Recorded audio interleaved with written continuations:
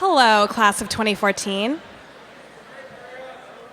Hey guys, how are you doing? Good? Yeah? So a lot of you know me. My name is Praybot. I'm one of the co-chairs of the First Year Advisory Council. All of those people in the bright colored shirts, I own you. But no, we're really excited to have you here. We have a very special presentation. And to help me introduce some of our speakers, I have Meredith Jewett, one of the people on the Summer Reading Committee. Hey. Hi, everybody. Everything Matters is the story of Junior Thibodeau, who from birth struggles with the knowledge that the world will end in approximately 36 years. The book follows Junior from in utero to through adulthood as he grapples with personal relationships, addiction, and a sense of impending doom. This book was chosen out of over 70 nominations because we believed it would foster meaningful discussions among first-year students. Junior's tribulations allow students to examine some of the darker elements of life, while his social involvement shows freshmen what can be accomplished with intelligence and determination. The author successfully poses the question to students: if you knew that the world would end in 36 years, how would you spend your time?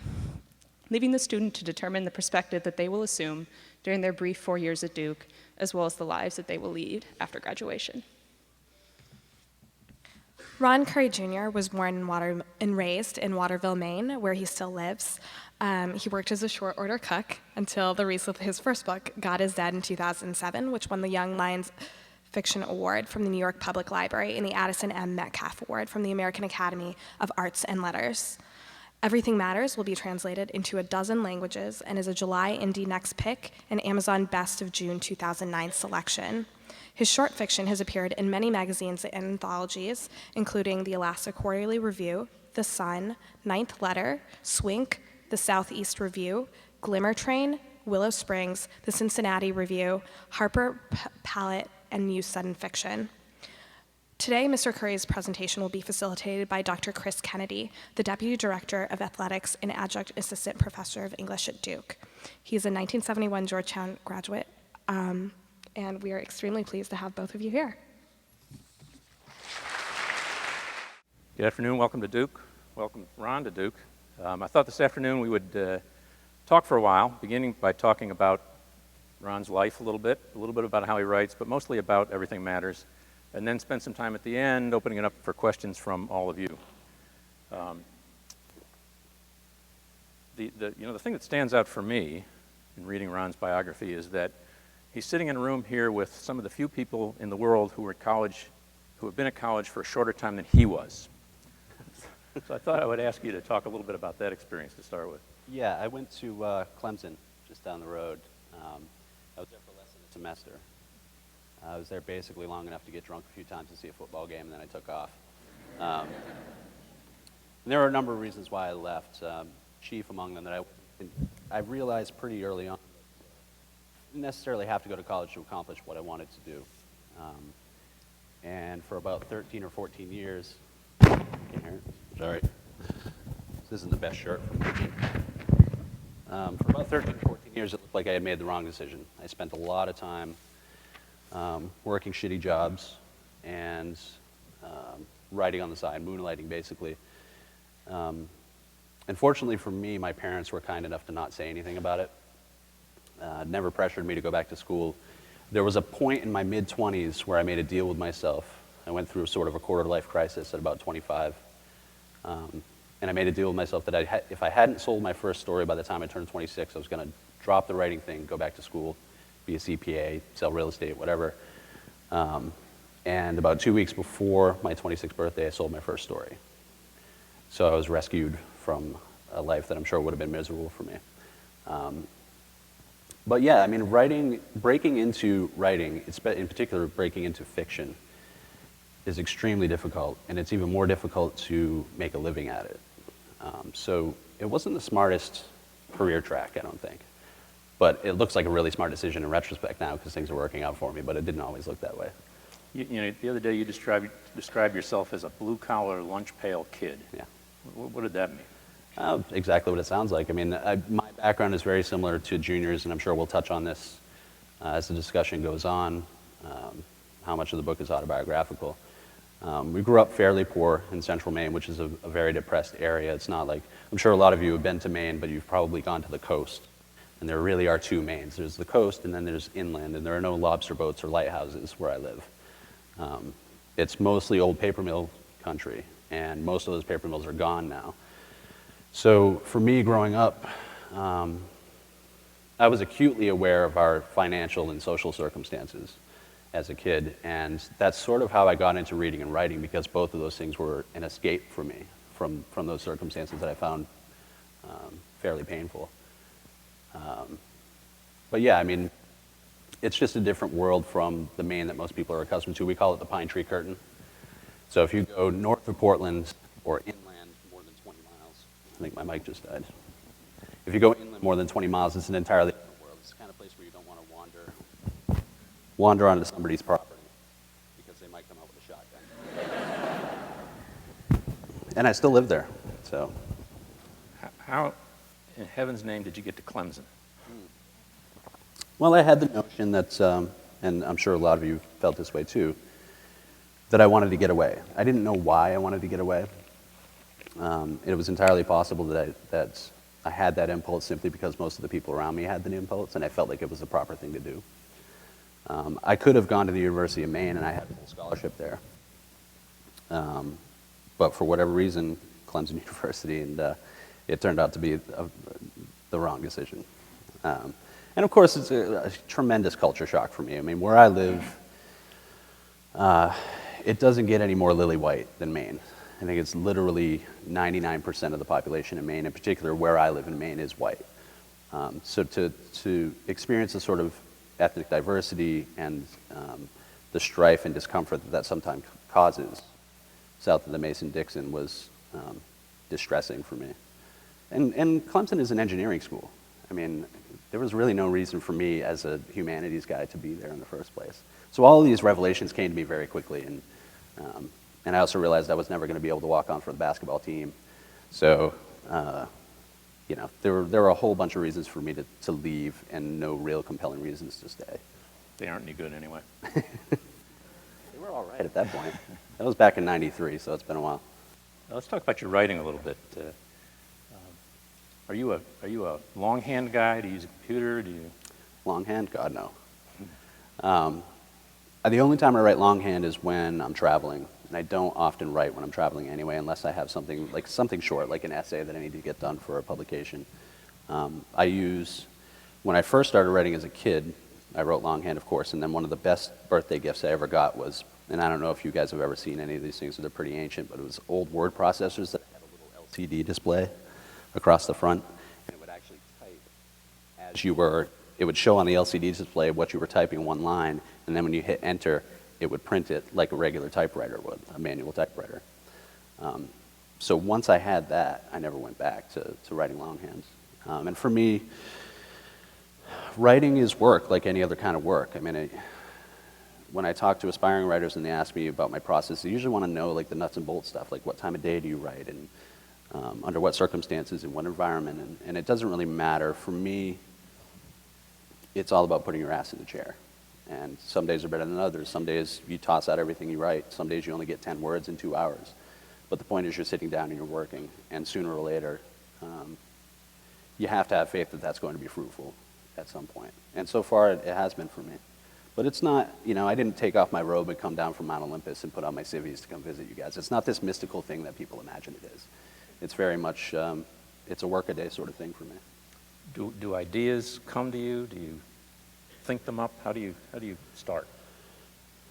There's a famous anecdote about James Thurber, and his wife told that he was at a cocktail party, and she was milling about the room as, you know, couples who've been married for 40 or 50 years, you know, that work a room separately. And at a certain point, she came back to him, and she punched him on the arm, apropos absolutely nothing. And he turned to her and was like, what the hell was that for? And she said to him, Thurber, stop writing.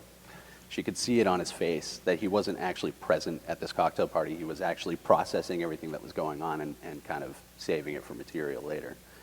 And that's an occupational hazard for a writer. Most writers I know feel that way. You're not necessarily present in the way that other people are. You're constantly, you're sort of observing everything that's going on, which can make for a really good writer and kind of a shitty human being, in my experience. But for me, it comes up a lot, and I always have to wonder, it's a classic chicken or egg scenario. You know, am I a writer because I tend to be more of an observer than a participant by nature, or am I an observer because I'm a writer? But I think it's a necessity if you're going to write well, that you have to have that sort of remove socially. When you begin something, do you have a clear idea of where it's going in detail, or do you? Yeah.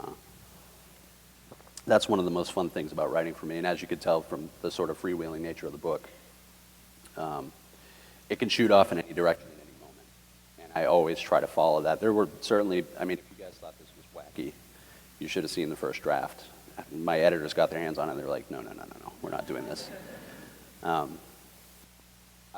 like to, my instinct is to follow those impulses, no matter how ridiculous they are, no matter how outlandish. When I was sort of apprenticing, writing short stories, I'd never written anything full length in my mid-20s. I was writing these sort of staid, very sober, like domestic dramas in the vein of guys like Chekhov and Raymond Carver. And they were passable, but they were at best mediocre, and the world didn't need them. There was nothing vital about them.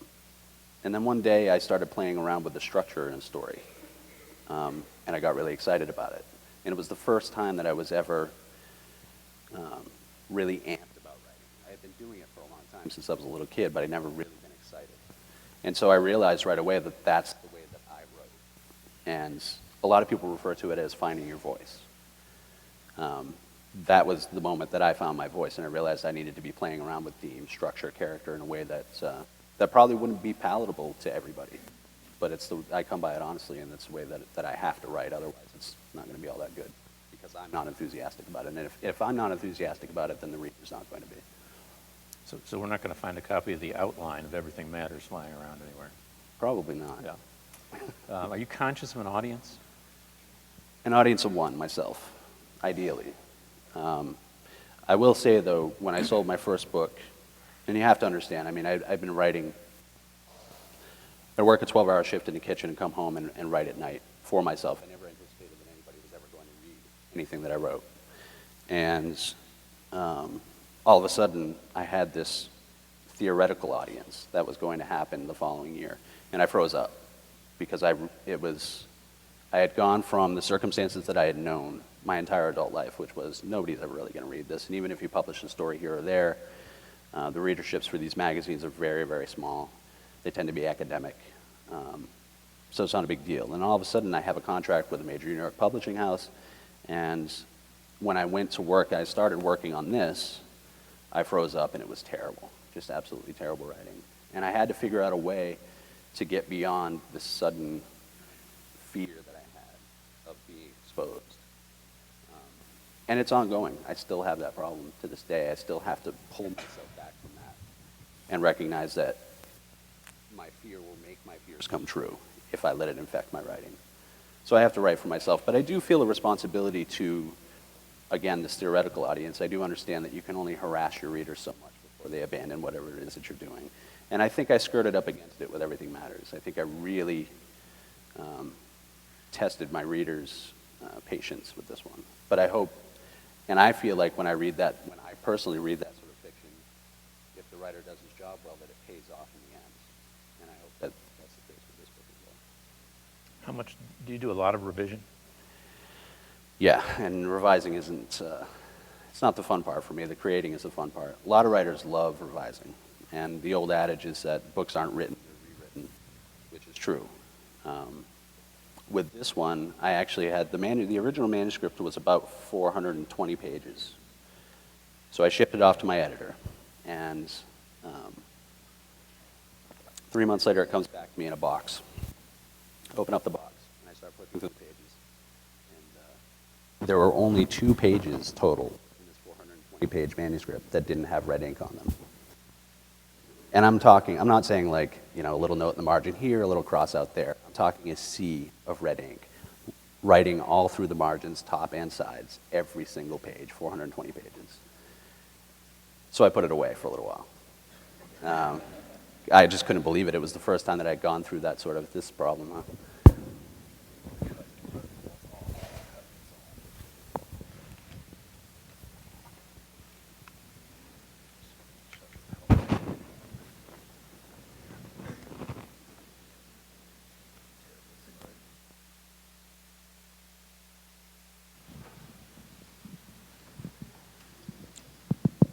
What was I saying?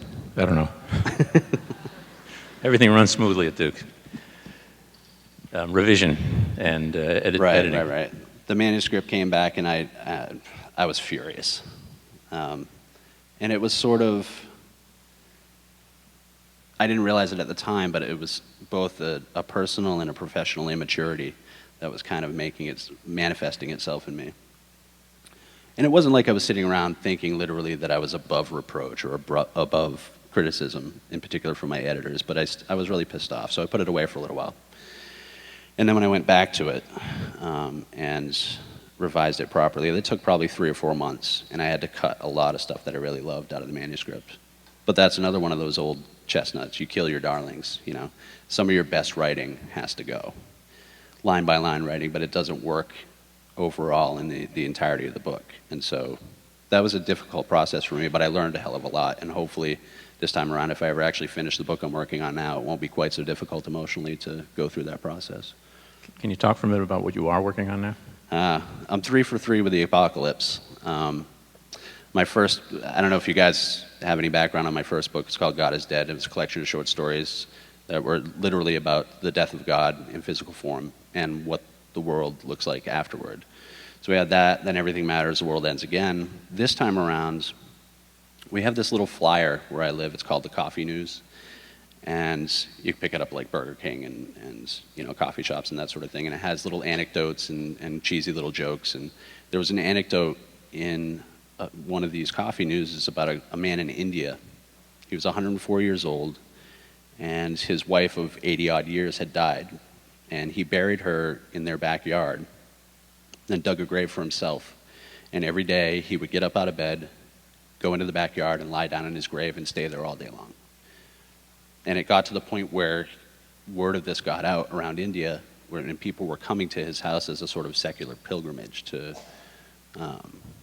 just to bear witness to this sort of devotion.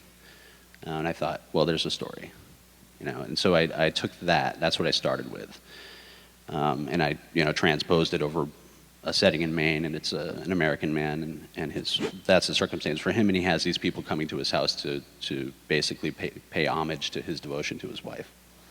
And then the zombies show up.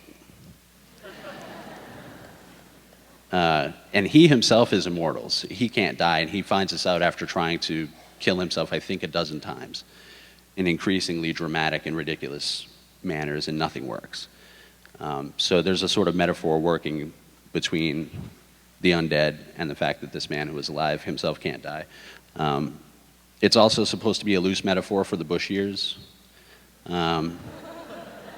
So there's a lot going on. But I'm working on a 4th or 5th total rewrite of this one now, so it's pretty involved. Summer reading from the class of 2018. Yeah, I don't know. Let's move on to Everything Matters. And with a general question, and I think a lot of this question came up in a lot of the meetings with Facts, which is the whole idea of fiction as autobiography, and how much of this work is an expression of your experiences and your life. It's difficult to quantify. And I realize people aren't asking me to put a number on it, but it always feels like I should try to do something along those lines. There's certainly a good deal of my life in this book. But what people often fail to realize is that fiction is fiction. You have the raw material that you mine from your life, but I'm not Junior and Junior's not me. The character who's probably closest to the person in my real factual life is John Sr., Junior's father. My old man was a Vietnam vet. He worked in a bakery. He was very stoical.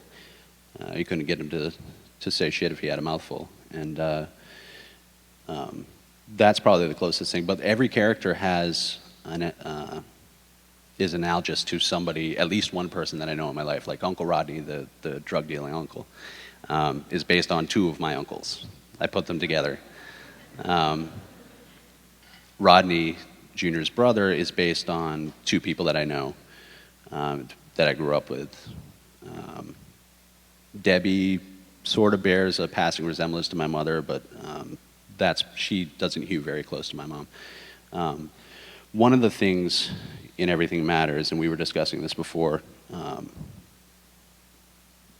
at the time that I was writing the book, my father had been diagnosed with terminal cancer, and it just sort of happened that way. I didn't anticipate that becoming a part of the book, but it was happening at the same time. And one of the things that I would do, I was spending a lot of time taking care of him, and I would come home and I would basically transcribe my day into the book.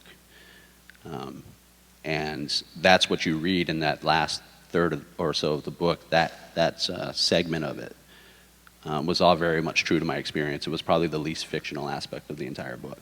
And part of the reason why I did it that way was because it fitted. I mean, it worked within the context of the book, but it was also because I have a really shitty memory, and I wanted to make sure that I preserved the details of what happened in a form that I could look back on it 20 years from now and remember exactly how it was and how it felt. And at the time that I was writing it, it wasn't difficult to do at all. I sort of had hit an off switch emotionally, which you kind of have to do sometimes when you're caring for somebody who's ill. But when I read it now, I sometimes have a difficult time with it. Yeah. So, I mean, this is by far the most autobiographical piece of work I've ever done. And I probably won't ever approach it or approach the level of autobiography in this again, but it's certainly not memoir. I was going to say, you talked a minute ago about fear of being exposed, so you have to sort of find a balance between that and transposing your life into your work. Right, and a lot of writers, I've seen, I had to figure out how I was going to approach it. I mean, I knew that these questions would come up, and I've seen a lot of fiction writers obfuscate, basically, and say, no. They'll name a character after themselves, a character that's a very, obvious sort of postmodern move, and then they'll deny that it has anything to do with them personally. And I thought, well, that's just so obviously disingenuous, like I can't take that tack, and I wouldn't want to anyway.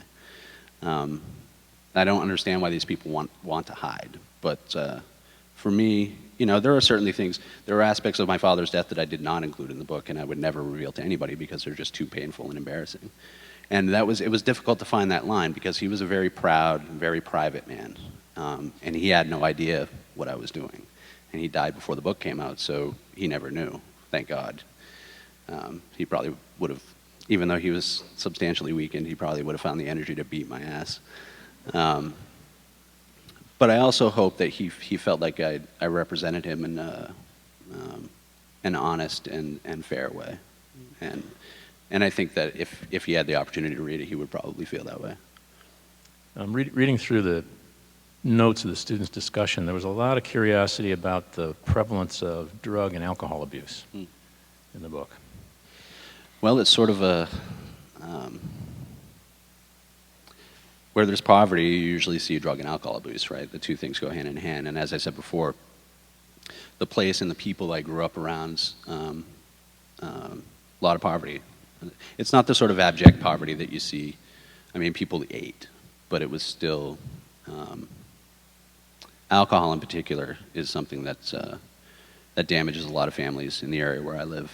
And it certainly damaged mine. I mean, very big French-Canadian families on both sides. My mother has 11 brothers and sisters. My father has 9. And it was just one of those things that's passed down from generation to generation in the way that, a manner of dressing or a way of making spaghetti sauce is passed down. It was just one of those things. And that sort of continuum has broken up a little bit, but you still see it. And again, I mean, in Junior's case, he's dealing with some pretty heavy information. I think that any of us, when faced with that, if you take it literally, when faced with that, I think that the temptation to dive into a bottle would be pretty strong and probably almost irresistible. Of course, Junior's circumstance, his knowledge, his predicament, is just sort of a ham-handed metaphor for what we all know, which is that we're all finite. We're all going to be shuffling off this mortal coil, probably sooner rather than later. And so it becomes a question of, and it's a question that I'm preoccupied with, obviously, because I wrote an entire book about it. And people ask me sometimes, I often get asked, did writing the book help you resolve that question for yourself? And the answer is hell no. It doesn't work that way, and I wish it did. But that's one of the reasons why I like writing fiction, because you can resolve these questions. You can bring the dead back to life. You can get the girl back. You can do whatever you want. You play God. And that's the big appeal of writing fiction for me, as opposed to memoir. I get a sense in the book that there are a lot of things that the characters do not control, and that there's this sort of underlying idea of an all-powerful government that manipulates lives, and you have the comet coming and so on. Are a lot of the choices they make coping mechanisms for the problem you're talking about? I guess I don't understand. That is the idea that this all will end.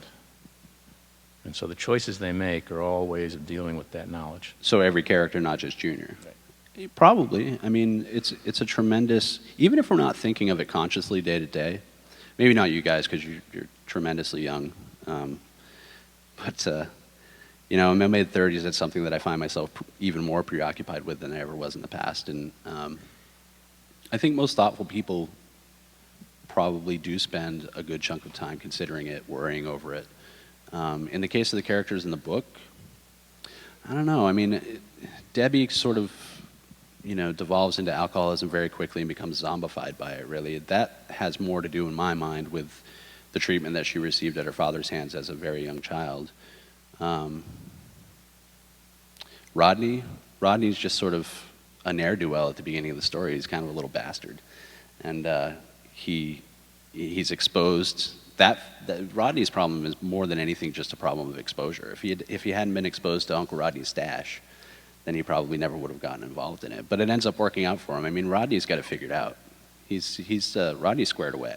You know, he may not be the brightest bulb, but he enjoys his life.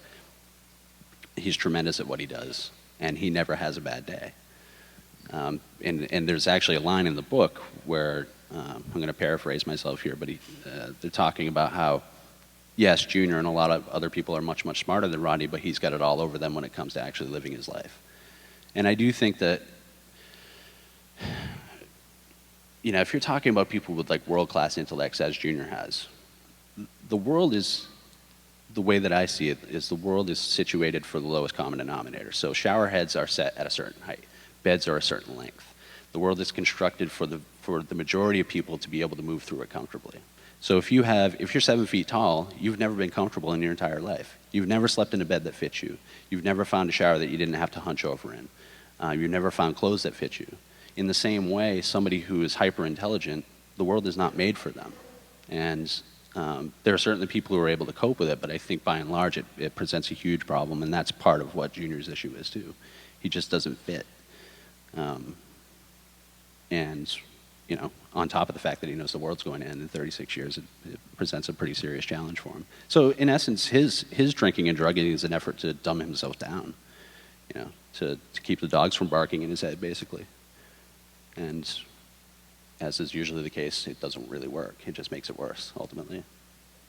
There was a lot of curiosity about the countdown, the numbers. My question is, why does it begin at 97? I wish I had an answer for you. The countdown was substantially different in the first draft, and part of the editing process that I don't really remember all that clearly now whittled it down so that it just ended up, I mean, it was always a countdown. That was the real function of it, to give the reader a sense of the passage of time in the same way that Junior had that sense. Like with each shift in scene, each moment that passes, Junior is acutely aware that that's bringing him that much closer to the end. And so it was an effort to kind of impart that to the reader.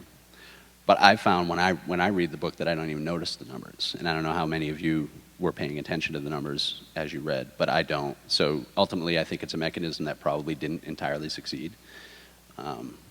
Would I do it differently? I don't know, because I don't know how else. I'm really preoccupied with tone, not just in terms of language, but in terms of the way that a story is laid out on a page. And you're starting to see that sort of thing. You know, people are melding different genres, incorporating a lot of visual elements into what would otherwise be traditionally structured novels. And that sort of gamesmanship really fascinates me. It's something I'd like to explore more as I go on with my writing. So this is just kind of the tip of the iceberg. It'll probably get even more nonsensical as time goes by. I was worried that the original countdown gets all the way down to 2 Yep. before it restarts. Yeah, we're close. What are we going to do in the next pages of the book? I've got 50 pages to read. Well, it was kind of I don't know if you guys ever read Did they even still make Choose Your Own Adventures when you were kids? Okay, so you know what I'm talking about. And loved those books when I was a kid. Absolutely loved them. They, you know, of course, they had, I don't know how many volumes they had, but probably hundreds. And I would read them over and over and over again. And when I write, it's a very intuitive process for me. I don't have any formal training with writing. What I know about writing, I learned from trial and error and essentially from reading. And so I didn't realize that I was writing a Choose Your Own Adventure book, even after I had finished it. And then somebody pointed it out in a review, and I thought, God damn, you're absolutely right. I totally wrote a Choose Your Own Adventure book, which, you know, again, wasn't my intent, but I'm kind of happy that it worked out that way. So yeah, I mean, when I reached that point where the countdown had reached 2, and I felt like I had sort of not written myself into a corner. I knew there was a way to end the book, but I had no idea what that way was. And then the entirety of the last section of the book came to me instantly. I knew exactly how it was going to go. I knew exactly what Junior had to do. And it pretty much wrote itself. And that's such a tremendous moment as a writer, where you've realized a conclusion that is both surprising and inevitable.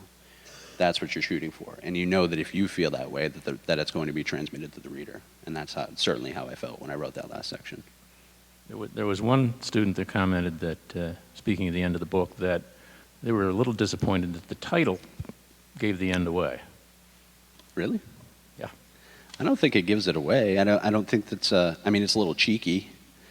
It's probably a little ridiculous, in particular with the exclamation point. But I don't think it reveals. Yeah, I got dinged in a couple of venues for that one.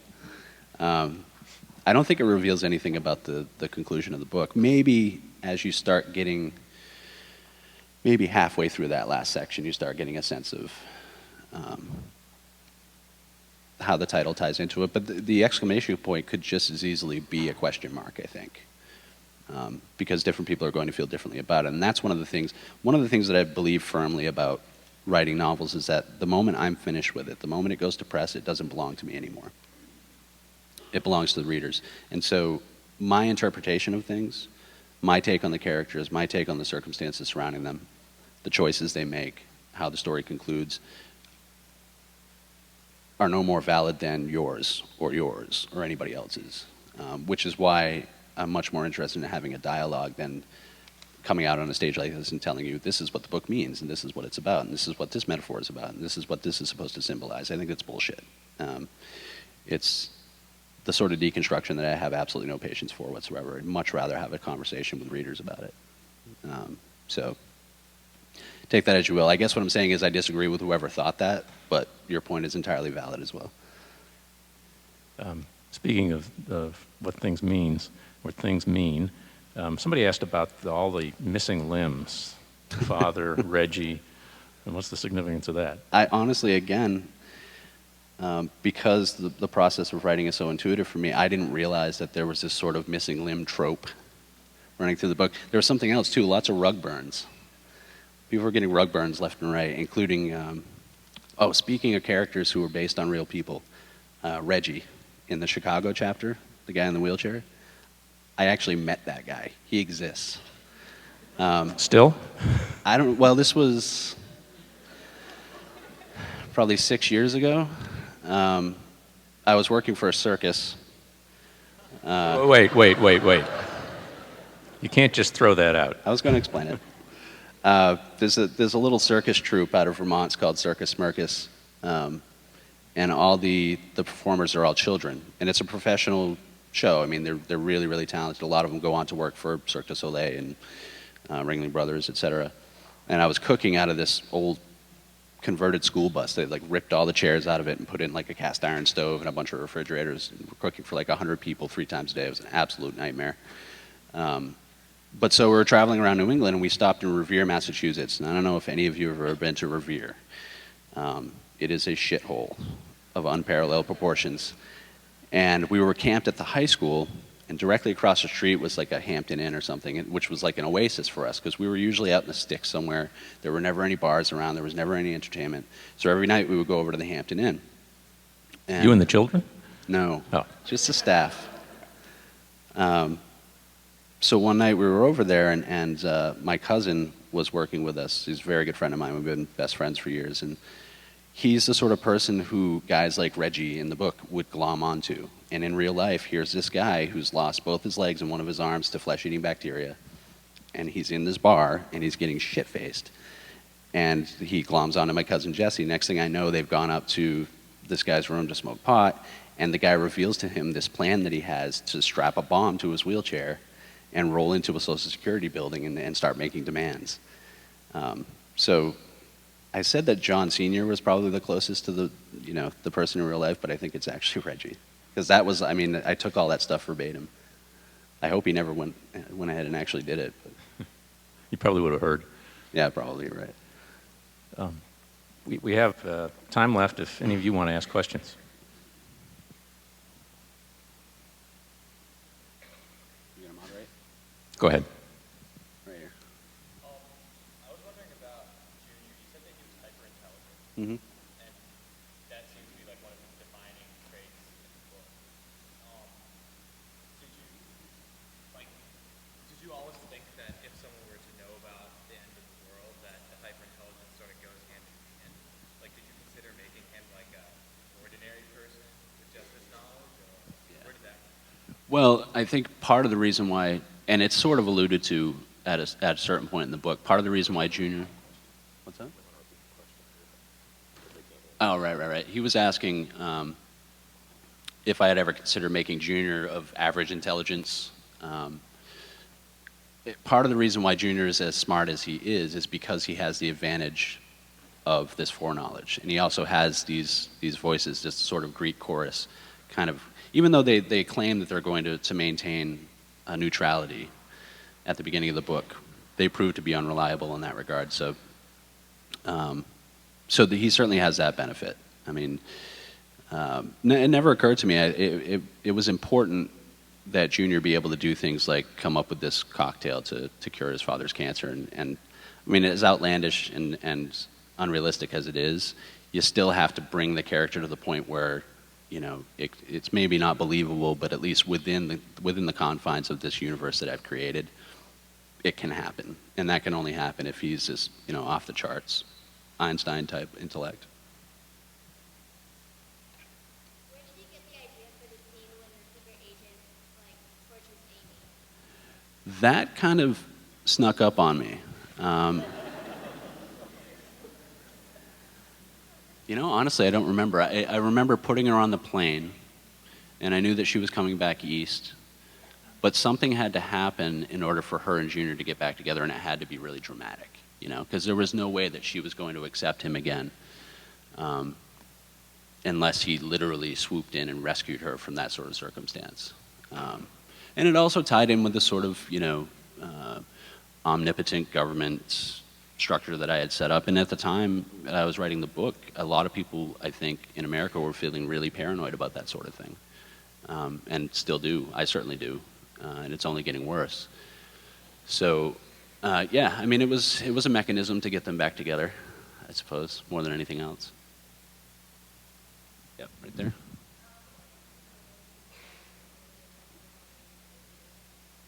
Can you repeat that? I had a hard time hearing you. I'm going to bring the microphone around. Okay.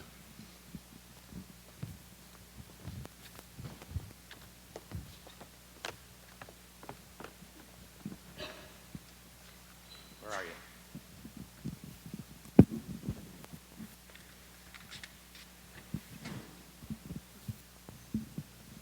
you? What role did religion play in the creation of the voices, or was there religion when you created the voices? Why did you create that, and who were they supposed to be? I don't have an answer for that. I've been asked that question a lot of times, and I left it deliberately open in my own mind. Usually the theory that people put forth to me most often is that there's some sort of alien intelligence, which seems most plausible to me, given what they know about the nature of the universe and the fact that they're able to manipulate it in the way that they do. It certainly could be a deity, but in my mind, that's not what it is. It's probably closest to some sort of, overarching alien intelligence, which, goes hand in hand with my longstanding fascination with sci-fi.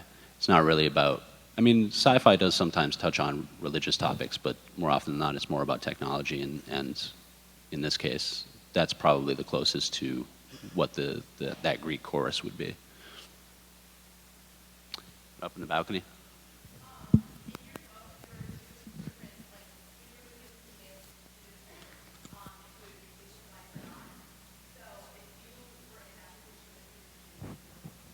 Yeah.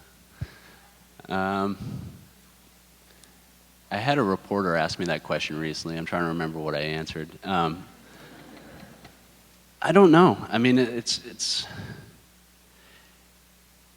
the brief and probably a little too flip answer would be I'd probably take the option that Junior was given to live in Monaco and gamble and bed a different attractive woman every single night. But that would end up being sort of empty after a while.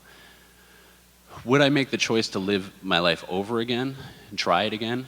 Yeah, probably. I mean, everybody has regrets. I feel like I probably have more than my share for 35 years worth. So yeah, I'd probably give it another shot. But I don't know in particular how it would make things any different. In the back. Yep, that's you.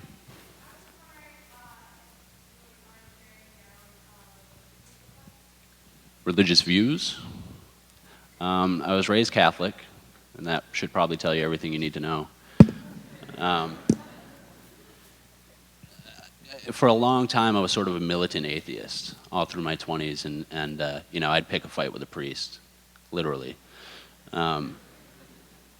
Now, since I've gotten into my 30s and I've mellowed a little bit in general, and in particular, I've mellowed towards the notion of a deity, not so much toward organized religion. I think it's a source of tremendous evil. But I consider myself leaning toward agnosticism now. Because I don't think, one of the things that irritates me the most about true believers of any stripe, but in particular when you're talking about religion, is that they just know. They know. Absolutely, no question. And faith, without doubt, is a cartoon in my mind. I don't take it seriously. So, but I can't, conversely, I can't say that I know that there is no God. So like I said, I'm edging toward agnosticism. I'm trying to get there. Not quite there yet, but making the effort. Right here.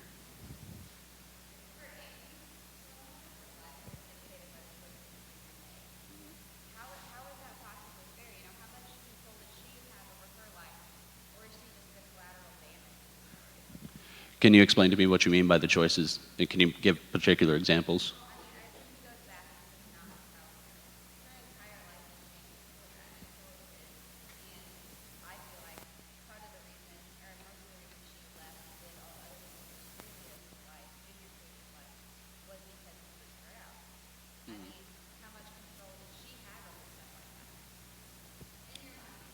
She probably has as much control, again, within the parameters that I've set up, the rules, so to speak, of the story. She probably has as much control as anybody else, including Junior, which is to say not much.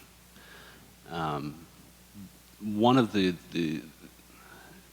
topics, or one of the concepts that I spend a lot of time thinking about is this idea of free will versus predeterminism in my own life. And it doesn't necessarily have to be attached to any sort of dogma or any sort of religious tract. We don't, again, in the same way that I don't know whether or not there's a God, I don't know whether or not we actually make choices in our lives. And there's scientific basis for this sort of question. But in particular, you may have a legitimate point there. I mean,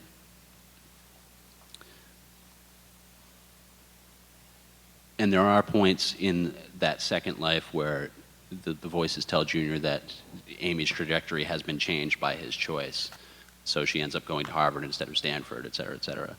But I don't consider her collateral damage. I mean, she's happy with him, at least in the second part. And the reason she's freaked out by him is because she doesn't believe him. She thinks he's a fucking nutbag in the first part. And she comes to understand that he's telling the truth in the second. And that's really the rift that existed between them throughout the first 2/3 of the book. So, damage? I don't think so. But I understand the point that you're driving at. I'd take it back if I could.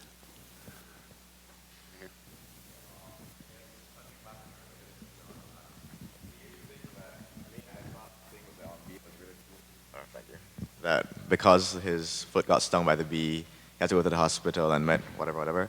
So do you think personally that things happen in a random sequence that end up like there's a culmination at the end that's inevitable because of what happens, or do you believe that there's a master plan that dictates the events that happen?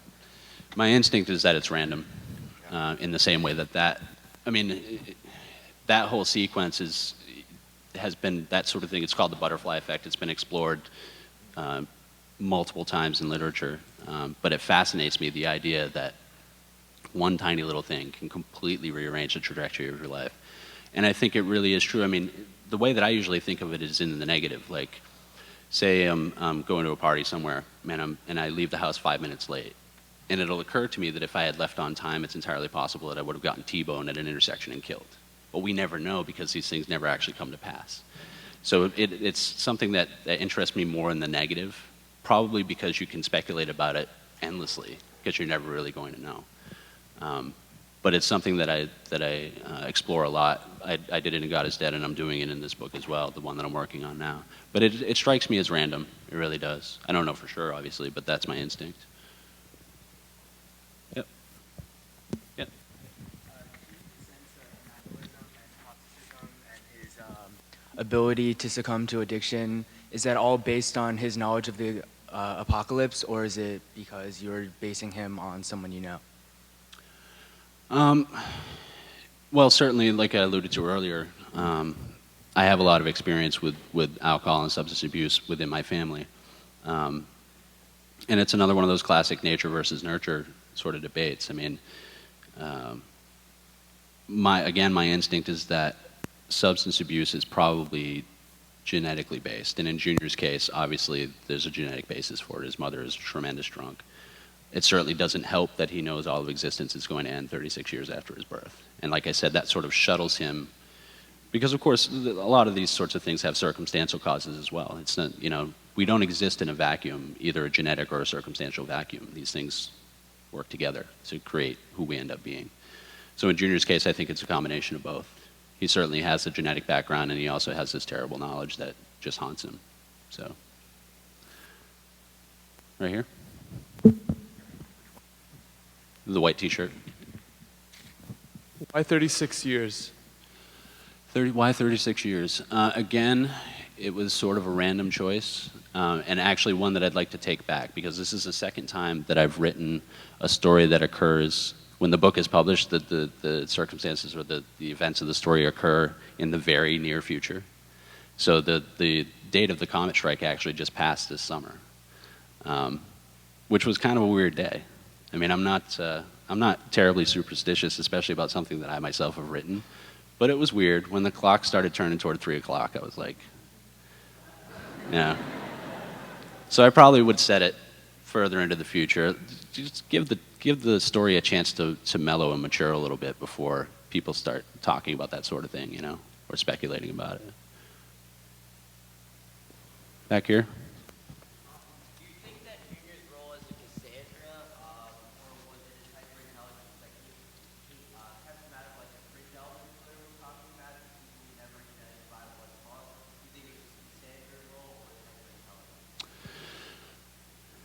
I think it probably has more to do with his intelligence than anything else. Junior's not much of a joiner, and it doesn't really matter what the organization is. I think he, like I am, is highly suspicious of true believers, no matter if what they believe in is Duke athletics or the one true God, whatever it is. He wants no part of it, and I think that's directly attributable to his smarts more than anything else. Yep. It's a good question, and it's one that comes up a lot. I think, why did Junior choose not to save humanity the second time around? It's an intensely selfish choice, obviously, but it had everything to do with the fact that he learns through the circumstances, the first 2/3 of the book, where he's trying to control everything, he's trying to save everybody, he's trying to basically manufacture his own life in a way that he finds palatable, and it keeps biting him in the ass every time he does something. And so Junior's sort of an emotional cripple. I mean, it takes him a long time, probably longer than the average person, to figure out that he shouldn't be trying to control everything, that he shouldn't be trying to save everybody, because that's not his role. And that's essentially why he chooses not to the second time around, because we all have to experience these things, as painful as they are. And it's part of what, at least in my experience, is part of what makes our lives engaging and interesting. You know, it's not all puppy dog tales, and it's not ever going to be, and it shouldn't be. You have to have that contrast, and Junior is striving constantly to avoid that contrast. He wants everything to be happy. So he finally figures that out, and in doing so, realizes that he just has to let it all go and let it happen the way that it's going to happen.